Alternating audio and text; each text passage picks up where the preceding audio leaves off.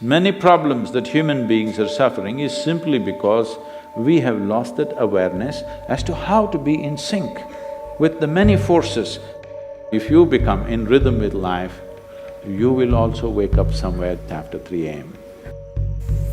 At that time, if you sit up and do whatever process you have been initiated for, it will bear maximum fruit.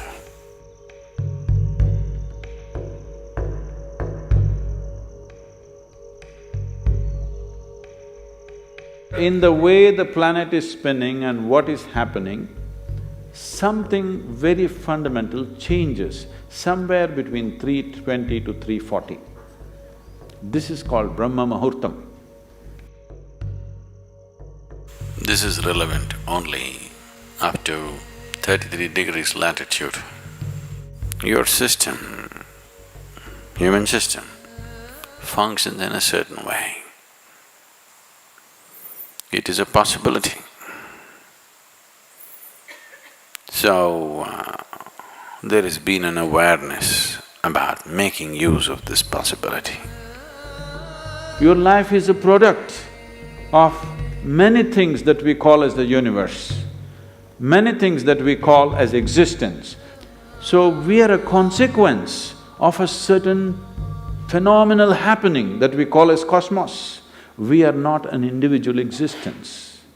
So when you get in sync, certain things will happen. You know, there's a cicadas in where we are in Tennessee, the US ashram, they wake up once in 17 years. Can you beat it?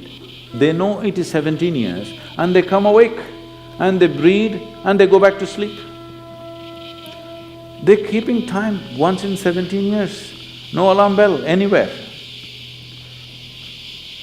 Well, how is this? I'm saying they're in sync with nature. We have lost sync within nature and we think that is our nature. No. All the many ailments, many problems that human beings are suffering is simply because we have lost that awareness as to how to be in sync with the many forces which are making us who we are. So yoga is to bring that sync so that you are in rhythm with life. If you become in rhythm with life, you will also wake up somewhere just after 3 a.m. If you're conscious, suddenly a certain spark of aliveness will happen within you. Even if you're in deep sleep, you will come awake. This must happen to you. This means you're falling in sync with it. You're falling in sync with life. So what should I do? Should I meditate? Should I do a kriya? Doesn't matter what. You must do a process for which you have been initiated for. Because initiation means you were not just taught a practice, it was introduced into your system, it was implanted in your system. So whatever, if there is a life seed within you, if you're awake at Brahma Muhurtam and sit for whatever that practice is, it bears maximum fruit because of the way the planet is behaving in relation to your system. If you become aware in a certain way, a certain level of awareness is achieved within you, you will see, you will simply know when the time is. If you go to bed at the right time, you don't have to look at your watch. You will always know when it is 3:40, because the body will behave in a different way. At that time, if you sit up and do whatever process you have been initiated for, not what you picked up from a book, it will bear maximum fruit. The seed will get the necessary support at that time for it to sprout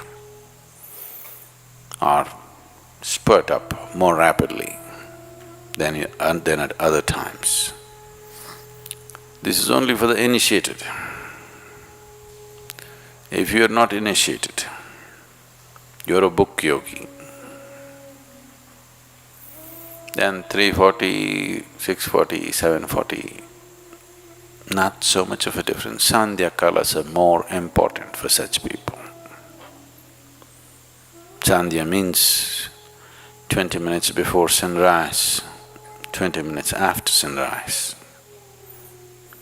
or 20 minutes before sunset and 20 minutes after sunset. The same goes for noon and midnight, but they're of a different nature.